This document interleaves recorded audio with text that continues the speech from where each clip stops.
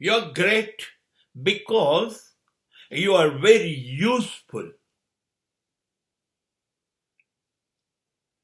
You are my necessity.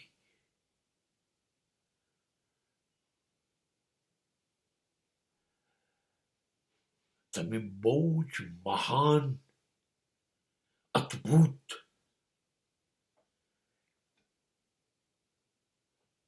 અરે દુનિયા કે છે આ કે હવે તો માની જાઓ.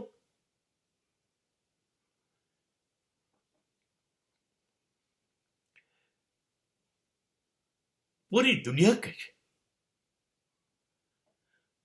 તમે તો અદ્ભુત છો, તમે મહાન છો.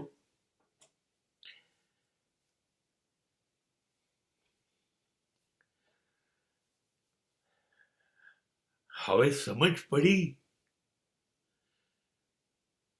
અચાનક ખબર પડી ગઈ. મને પણ ખબર નહોતી અને દુનિયાને ખબર પડી ગઈ. હું બહુ મહાન છું, હું અદ્ભુત છું, કમાલ હો ગયા યે.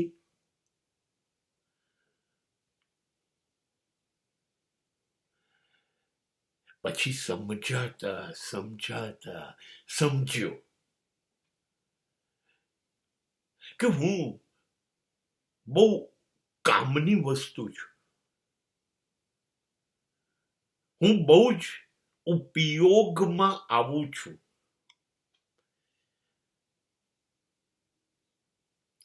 તમારે જ્યાં જરૂર હોય ત્યાં હું જરૂરિયાતનો માણસ છું. You can use me.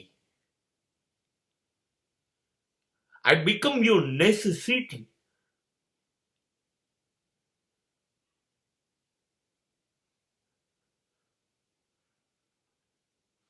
હું તમારી જરૂરિયાત છું, હું તમારા ઉપયોગમાં આવું છું, માટે હું મહાન છું.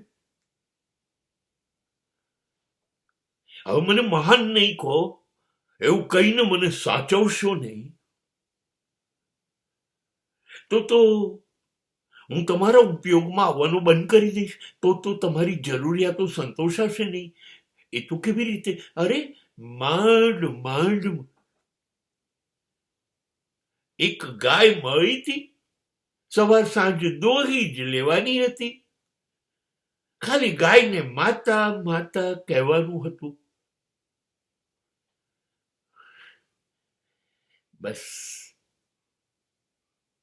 આનું ધ્યાન રાખજો. જ્યારે ગાયને માતા કે અને ઘાસ ધરે એટલે સમજી જજો, અરે કાળજી લો તમારા આંચળની. 2 ટંકનું દૂધ જવાની તૈયારીમાં છે ને તમારા પાછળના પોતાના છે એ ભૂખ્યા રહેવાના છે. આ સમાજ એમને ઘાસ આપતો નથી. એના ઉપયોગમાં તમે આવશો તો તમે કામના માણસ છો.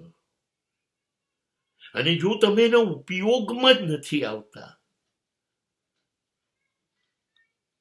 તો પેલું મહાન વાળું કહેશે નહીં,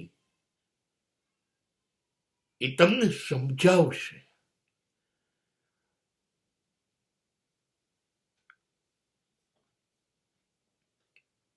મારા શહેર અમદાવાદમાં એક અડધી ચાની પણ કિંમત છે.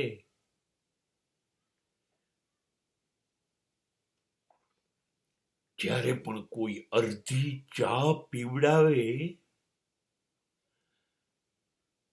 ત્યારે એલાર્મ અંદર વાગી જવું જોઈએ આપોઆપ કે આ કેમ અડધી ચા મને પીવડાવે છે.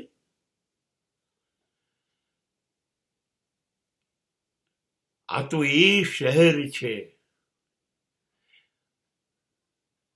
કે જ્યાં અપશુકન કરાવવા માટે છીંક ખાવી પડે ને તો પણ કારણ વગર છીંક પણ નહીં ખાય. કેમ કે મારી છીંક મફતમાં જાય અને એને અપશુકન થાય. અરે નહીં, મારી છીંકની કિંમત છે.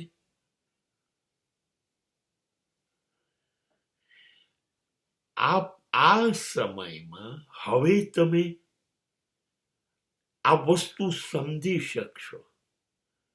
તમે તમારી જાતને ગમે તે સમજતા હોય, પણ લોકો તો સમજે છે કામના છે તો રાખો, નહીતર ફેંકો.